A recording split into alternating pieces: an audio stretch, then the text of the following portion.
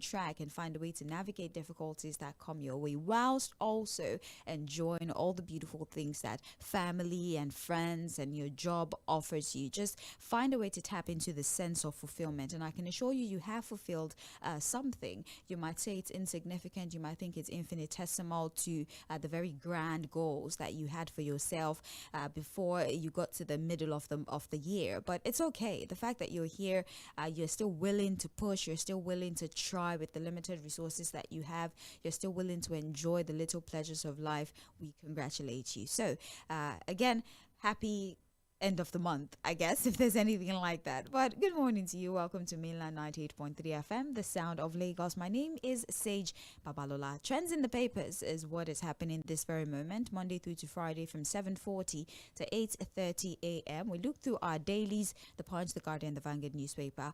We look at these papers specifically because that is as much as the time we have on our hands permit us to look at. And so we bring these papers together, we read out the headlines, we give you some sort of insight into the body of the story, and to make things better, we back things up with analysis, which would be provided to us by Fᴜဃᴜ, our in-house analyst. You're all familiar with him, yes, and so he will join us via the phone as we begin to look at these stories that have been considered worthy to be on the front cover of our daily. And it's not just about reading these headlines to you and analyzing these headlines to you. We actually take it a step further by providing an avenue where you can give us feedback, which means that after you listen to our presentation and our analysis and our dissection of the story, you get to tell us if maybe you agree with the perspective that has been put on the table, maybe you disagree with the perspective that has been put on the table, and we would like to hear your own superior argument regarding these issues, or how you think these scenarios are going to affect you moving forward, either as a business person, as a family person, whatever the situation might be. Without further ado, let's get into the conversation for this morning. We would connect with Fᴜဃᴜ, who would help us understand these stories even further. I'll be kicking off conversations today with the Punch newspaper, and there's a lot of interesting things that are ongoing at the moment. Please forgive me, I'm trying to. And then right after that, we would move to the Guardian. I was unsure that you could hear me earlier, but I fixed that already. Good morning to you, Fᴜဃᴜ. How was your, did you sleep well? I think the appropriate thing is, did you sleep well? Yeah, I did. I slept well. Okay. You know, because somebody had told us yesterday to drink water and just take a break from all of this. So when are you taking that break? Well, the funny thing is that, look, what keeps us going is just the passion for the job. Outside we need to get, it's just what we like to do, and our own little way of also. But we have no other country. I'm a Nigerian and I'm proud one at that. So why are you saying it as if me, I'm not in Nigeria? Why is it like that? Like, I'm Nigerian. I'm still doubting your. How do you know? I say it like I'm not in Nigerian. Why? Oh, but again, I appreciate the advice. Much to bear at some point, and maybe it's having some toll on our health, mental health particularly. But I think I'm fine. It's just what we like to do, and then the passion to see the country work for everybody. So that we can go out there with. Just finish. I said, please, I beg you. Who dig this bit for me? You see that. Just finish what you're saying. Look, you know what? I like to where I go. I'm a proud Nigerian to Fᴜဃᴜ. What's the issue here? I'm talking about myself now. You say your own. I remember one of my recent travels, and I was afraid of missing my transit flight and all that. And she was like, "Yeah, calm down. It's not that you're going back to that your country." I'm like, "Yes, I'm so eager to return home." So I like the immigration rules, and that can only happen if Nigeria works. And that's my passion, that's my hope, and that's what I'm hoping for. That will happen very, very soon in our lifetime. Think about, people caring about our mental health. I don't think someone from Ketu cares about my own mental health. I don't think he cares about my mental health. But all in all, it's great. It's great that we have something of a relate. Federal government eyes 796 billion naira annually from 5% petrol subcharge. The rider to that story: consumers decry new fuel tax after subsidy removal as law begins January 20 on locally produced and imported petrol, based on its new tax policy slated to take effect from the 1st of January 2026. An analysis by that the Punch has revealed. The 5% subcharge on refined petroleum products is contained in the Nigeria Tax Administration Act, one of the 4 tax reform bills signed into law by President Bola Tinubu, and now plots to impose a 5% subcharge on fuel without considering the harsh economic realities. Now, the oil marketers are stating that the 5% subcharge may on oil revenue and promote fiscal sustainability amid mounting public debt and subsidy-related costs. So here we have it, for it has been made from the production of fuel.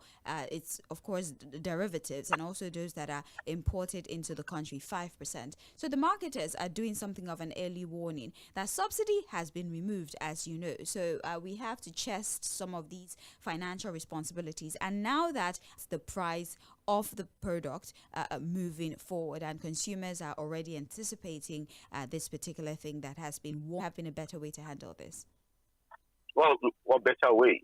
Again, when we talk about paying attention to details, the devil is in the detail, like we always say. Remember that when this whole tax reforms bill, a lot of our politicians got Nigerians so distracted by focusing on what monies would governments at the subnational level be sharing amongst themselves. The conversation was usually around the VAT region. And so we went on and on and on and on. But, because of that, what I consider very needless distraction at that time, a lot of us could not really pay attention to, everything that had been highlighted, everything that had been suggested or put forward in that tax reform bill. So we went on and on with all of the political distractions. Now you have the Punch newspaper now picking up the bill again to do a thorough review. And in their review of that law, the tax reforms law, now because it's no longer a bill, they've now discovered that petroleum products would go up, despite the fact that, Nigerians are still grappling with the effect of subsidy removal. Now there's, in that bill, they are imported into the country. See, yes. Whether you if you be Dangote, you have whatever, anything petroleum product, whether it's produced locally or imported, will now have a 5% surcharge. Again, these buttresses are fears and are concerns about the aggressive, the poor. A lot of the poor people are taken away from the tax net. If you are not earning this particular amount of money, you are not paying taxes. But let me tell you, paying taxes or not, the major thing that concerns every Nigerian, especially the poor at this time, is what happens to the price of petroleum products.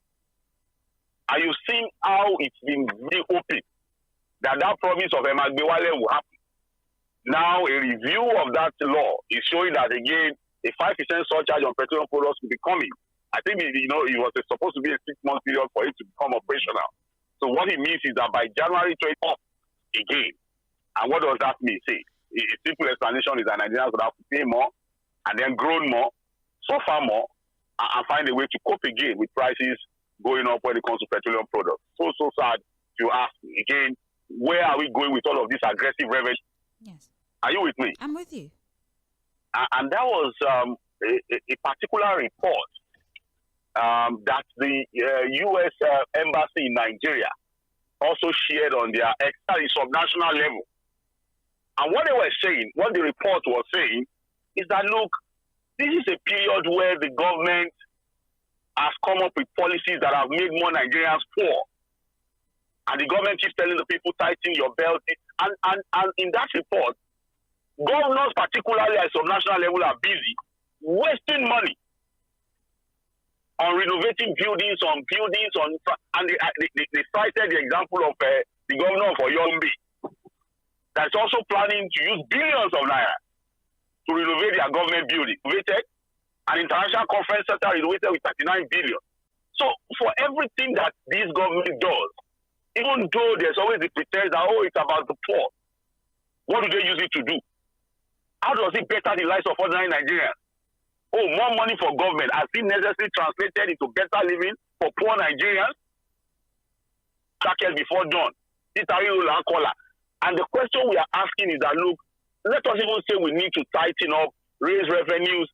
As we speak, despite this aggressive revenue drive, we still have a situation where we are borrowing more. A simple question thrown to the Minister of Finance to what we have been able to do with the monies we say we are saving on subsidy. It's just about revenue. But when it comes to fiscal responsibility to put in those monies to better the lives of Nigerians, we have found our level. It's almost like a criminal empire. Nigerians are just being made to suffer in vain. That's what we are saying. Well, January 2026, that might be the reality. The Punch is already projecting, and the oil marketers are saying that unanimous enough to maybe not allow that influence the price. Fine, but I doubt that. No reasonable businessman. Because the man a charity worker, he will not allow that. He's being considered. Wait now. You do a 5% surcharge on his production cost. I say you will be so magnanimous. You say you want to kill Dangote. I'm saying that's what I'm saying. No businessman ideally would want to.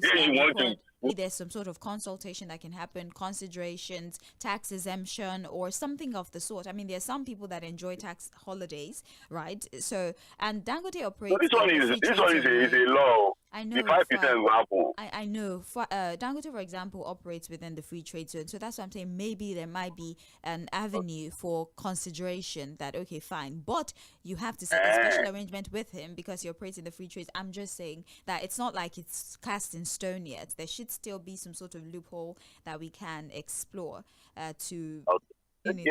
No problem. That is the situation with the Punch newspaper, the report with the new tax laws. Well, moving on to other stories, Fuad, it is a sad thing for anybody nationwide. Now, patients in Public Hospital Association of Nigerian Nurses and Midwives Federal Health Institutions commence a nationwide 7-day warning. Shortage of nurses. Many hospital wards were deserted. Skeletal services operated in some areas, while some others were completely shut down. Overwhelmed by patient load, the few available medical staff struggle to maintain basic operations. And they highlight Bayelsa, Benue, Kebbi, Jigawa. It goes on and on and on. For the executives, right, even went to the hospitals to ensure that they were sickle, but they had to. If you are in the ICU, you have to go. You should go home and die now. Because when you are ICU, is intensive care unit. What is you had to be discharged to go home. Go home to do what exactly? Go and die in the ICU, and then there are no medical personnel to attend to you, and they tell you to go. Or maybe go home and pray. Go to a religious house. Have mercy. Although the report at the end states that Professor Ali Pate is going to have a meeting. I think this Friday is mostly about wages and payments, emolument and remuneration 7-day warning strike. Forward. Why is it that essential services, we're still at the point where essential service workers have to down tool before we're able cases like this one? What else can we say? This warning strike, I think. I'm trying to correct that. I said the 20. They had given them a 15-day ultimatum before commencing on the 7 days. But now this is a 7 days warning strike now. Since day 2, I think. And so we hope that Professor Ali Pate, himself a medical doctor, would, government quickly have to intervene, and that was averted. They were going to go on strike, but I think somehow that was resolved. And we hope that there will be a quick intervention to see that the strike is suspended immediately. We can't wait for 7 days to have a complete shutdown, because without nurses, a lot of times we talk about doctors. Everybody talks about the doctor, but there are people who do some jobs that also make the hospital completely functional. Yes. Sorry. I said nurses work 24/7. There always has to be patients are taking their drugs, attending to them, helping them with their injections and stuff. So they are also a critical part of what you call the medical facility. And the same for people who are in the laboratories and pharmacies and all of that. So it has to be a synergy for you to add everything. You said everything. You made your case. And you still see the facility. So it's understandable why there's no sense of urgency. There's no real commitment to quickly attending to the demands of our nurses and doctors when it comes to healthcare for the poor. They are not affected. They've got international, if you ask me. To understand it, well, let them at least have a little pity on poor Nigerians who use this facility. But we are still managing. We can't continue to shut it down. A lot of times you go to these hospitals, there's no power supply. There are really no functional laboratories. The chance of quality is terrible. And the funny thing is, Joe, every election cycle, every politician that comes out to say they want to vie for position, whether for president, governor, or what have you, will tell you there's always healthcare in their manifesto. But nothing changed. Nothing has changed. Every year is the same. Every 4 years, quality healthcare, quality education, infrastructure upgrade, food security. And nothing will probably change if we don't change our mindset and change the electoral system to produce people who are going to be really committed to nation building. Please have mercy. Just think about poor Nigerians. Of them in churches, religious houses, begging people to help them put money together to have this hope. You know, we are down and out already. It's not whether you say you are for this or for that. The reality is that, look, nothing is really working for us. So the little one that works, let notice and let them get back to work. Fuad, at a time where we're still grappling with a very shaky health system, we have a drug problem. Because the Punch says and random drug integrity tests for students in tertiary institutions across the country. The decision followed where both parties discussed measures to curb substance abuse among a student. He had put out a statement. I would like to read part of what he said. Mawa described the drug scourge as a threat to national security and youth development, citing links to criminal activities like terrorism and banditry. He disclosed that the agents were fighting for the souls of our children. Without drugs, many criminal activities will not be possible. He said when the youth get into drugs, they will not go to city to make informed decision in the later part of their life become significantly reduced, and so they become unemployable. And what happens? You now have that vicious cycle. They are not functional. Fuad, women, men, you know, before we lived in a system where we thought it was drug was a thing that was familiar with just the young boys, right? I can assure you that information to you, the long-term medical consequence of this drug use. And so in a bid to curb this menace, they have proposed the initiative, and by day I'm talking about the Minister of Education, Dr. Tūnjí Aláusa, and of course Brigadier the universities. What is this first steps, and what else would you like to see in this structural plan at school? But that's what I would say, Sha. Right? They will go pass. They will not pass. We know them, but we will not say their name. What? you know. Again, I completely agree with the DG of the NDLEA, Colonel Buba. We have to quickly do something. You know, every time we talk about this problem of substance abuse amongst our youth, something comes to mind. Oh, maybe sensitization would help. Maybe if they know the consequences, sage. And again, we are talking about the possibility of organ collapse, organ failure. And with a very fragile health system in the country, see, their bodies can still take some of these things.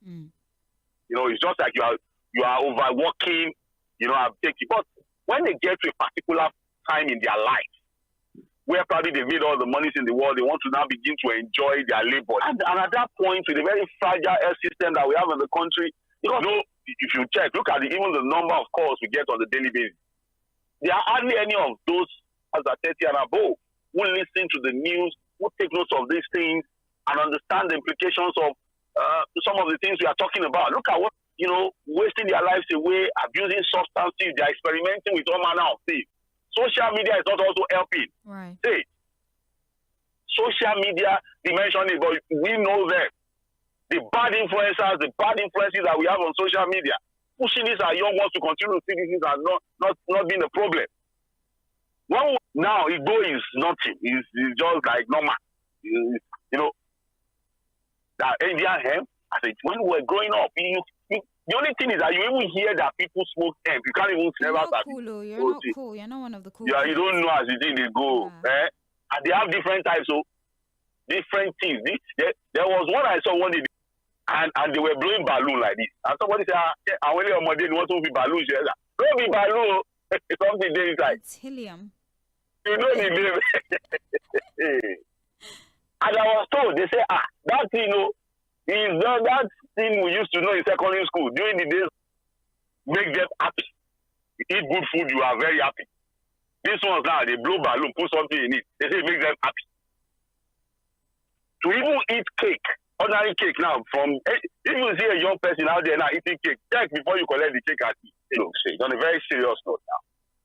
We've looked at the possibility of sensitization, advocacy, things like this, if you are not careful.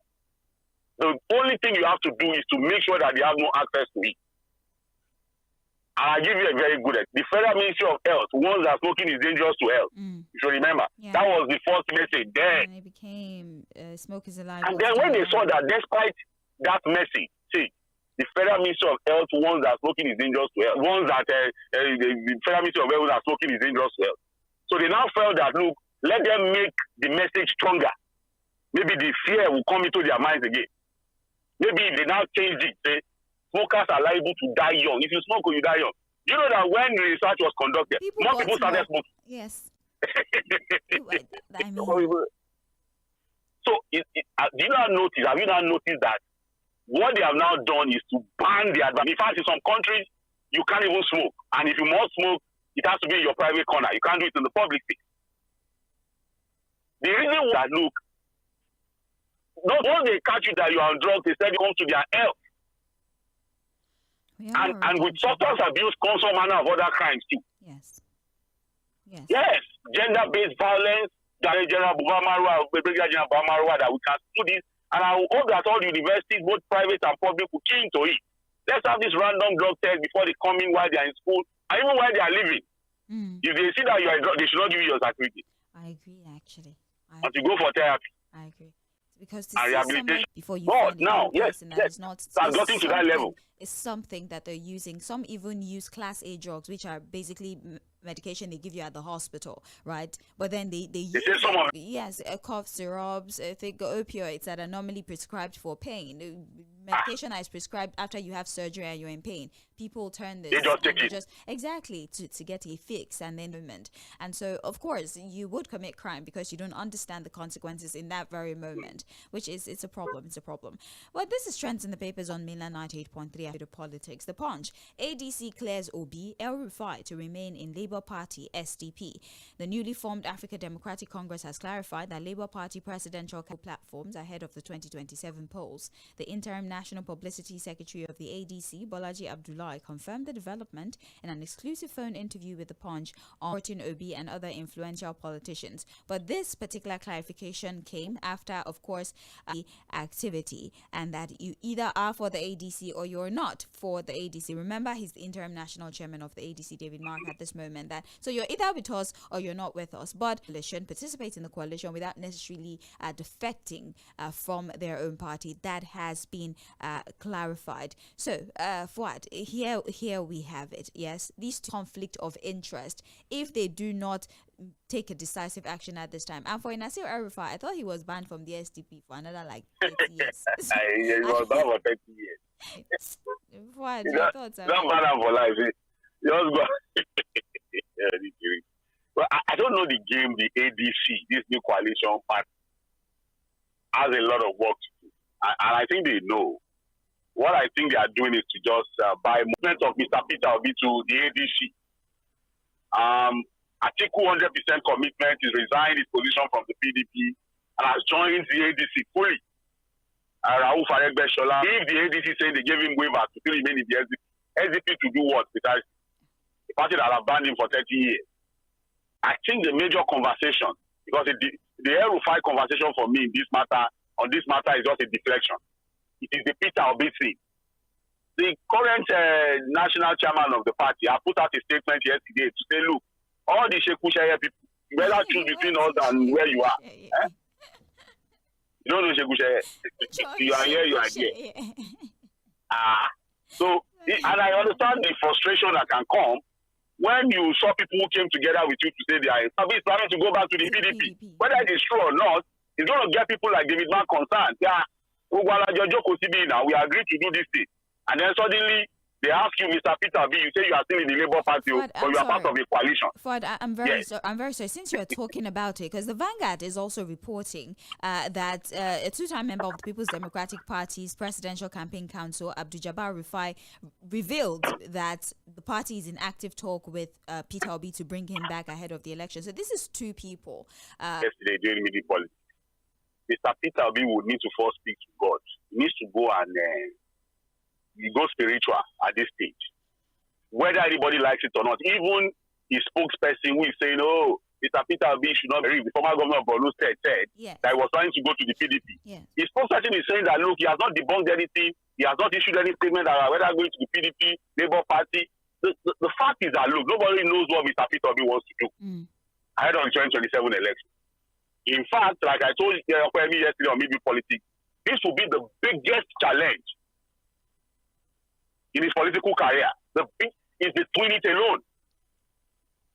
No president has been able to win it alone in Nigeria.